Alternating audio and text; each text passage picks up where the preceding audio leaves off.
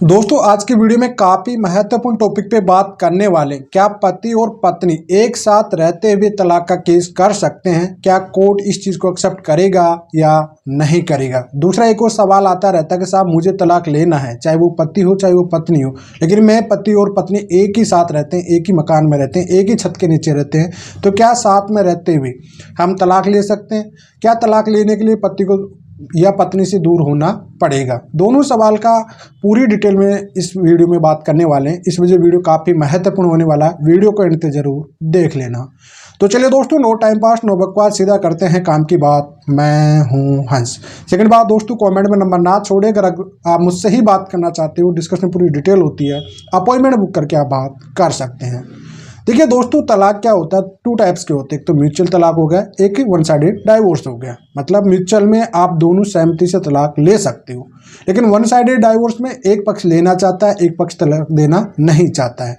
तो ऐसी कंडीशन में क्या कर सकते हैं? कहीं बार ऐसी सिचुएशन भी बन जाती है कि साहब पति पत्नी एक साथ तो है, लेकिन उनके बीच में किसी भी प्रकार कोई संबंध नहीं है, मतभेद बहुत ज़्यादा है। एक पक्ष तलाक लेना चाहता है, एक पक्ष वहाँ से जाना नहीं चाहता है। कहीं भी कोई भी जाता है, एक सवाल माइंड में आता है कि अगर डाइवोर्स लेना होगा तो एक सेपरेशन का ग्राउंड बनाना बहुत ज़रूरी है। तो आज इसी टॉपिक पे बात करने वाले कि जो सेपरेशन होता है वो किस टाइप का होना ज़रूरी होता है, सुप्रीम कोर्ट इस पर क्या कहता है क्या नहीं कहता, इसी टॉपिक पे आज बात कर रहे हैं। देखिए दोस्तों, अगर आप म्यूचुअल डाइवोर्स लेना चाहते हो, पति और पत्नी, भले आप एक ही छत के नीचे हो, दोनों साथ में हो, तो आपकी एक्सेप्ट हो जाएगा। म्यूचुअल डाइवोर्स में किसी भी प्रकार के सेक्शन 13B में आपको कोई दिक्कत नहीं आने वाली है। ये चीज़ आप समझ लो कि सेपरेशन का आप खुद भी जो भी कहोगे वह चीज़ एक्सेप्टेबल हो जाएगी। लेकिन अगर बाय चांस मान लीजिए आप लोग एक तरफी जो सेक्शन 13A में लेना चाह रहे हो, तो वहाँ पे आपको सेपरेशन बनाना बहुत ज़रूरी होता है। अब सेपरेशन किस टाइप का होना चाहिए? क्या पति पत्नी को 1 महीना 2 महीना 1 साल 6 महीने दूर रहना पड़ेगा या नहीं रहना पड़ेगा? देखिए दोस्तों, यहाँ पे सुप्रीम कोर्ट एक क्लियर बात कहता है कि ज़रूरी नहीं कि आपको दूर रहना पड़े। भले आप एक छत के साथ रह रहे हो, एक छत के नीचे रह रहे हो, एक ही घर में रह रहे हो, लेकिन अगर आपका सेपरेशन मतलब मेंटली या फिजिकली तौर पे, मतलब आप लोग साथ में किसी भी टाइप का 6 महीने से 1 साल से किसी भी टाइप का दोनों का कोई रिलेशनशिप नहीं है, बाई चांस मान लीजिए आप दोनों के बीच में कोई डिस्प्यूट चल रहा है, हस्बैंड वाइफ के बीच में किसी प्रकार के कोई केस चल रहे हैं और कोर्ट में डिस्प्यूट मामला चल रहा है, पत्नी को कोर्ट से मिल गया राइट रहने का, पत्नी ससुराल पक्ष में रह तो रही है, लेकिन पति और पत्नी के बीच में किसी भी प्रकार कोई रिलेशनशिप नहीं है, दोनों ही मेंटली तौर पे और फिजिकली तौर पे दूर है, भले ही अलग अलग रूम में रह रहे हो, कहीं भी रह रहे हो छत के नीचे, लेकिन वहाँ पे एक सेपरेशन बन गया है। अगर इस चीज़ को कंसीडर किया जाता है, एक पति बोलता है कि साहब मैं 6 महीने या 12 महीने से मेरी पति और पत्नी के बीच में किसी भी प्रकार का कोई संबंध नहीं है, अगर इस चीज़ को पत्नी एक्सेप्ट करती है कि बिल्कुल हमारे बीच में मतभेद चल रहे हैं इस चीज़ को लेके, तो कोर्ट इस चीज़ को एक्सेप्ट करेगा कि हाँ आपके बीच में सेपरेशन है, मेंटली या फिजिकली तौर पे पूरी तरह से सेपरेशन है। आप इस चीज़ की अगर आप चाहते हो तो आपको ये ग्राउंड बनाना पड़ेगा। देखो कई बार इस चीज़ का बेनिफिट पति भी उठा लेता है तो पत्नी भी उठा लेती है।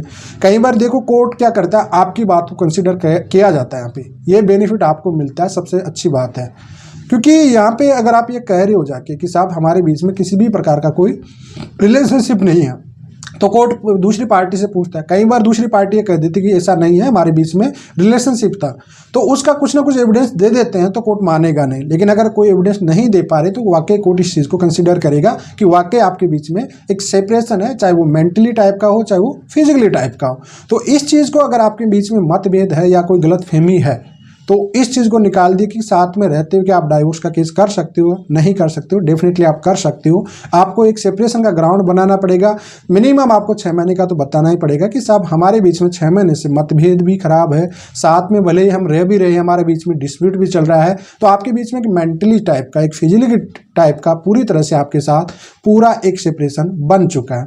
अब बात करते बाई चांस मान लीजिए कि आप साथ में है ही नहीं, बिल्कुल ही दूर रह रहे हो, 6 महीने से बाहर रह रहे हो बिल्कुल ही, तो वो तो आपका बिल्कुल कंसीडर किया जाता है कि बिल्कुल आप 6 महीने 12 महीने से दूसरी सिटी में या मायके में रह रहे हो, कहीं भी रह रही हो, तो उस घर में हो ही नहीं आप, उस चीज़ को तो बिल्कुल कंसीडर माना जाएगा कि वाकई आपके बीच में सेपरेशन है।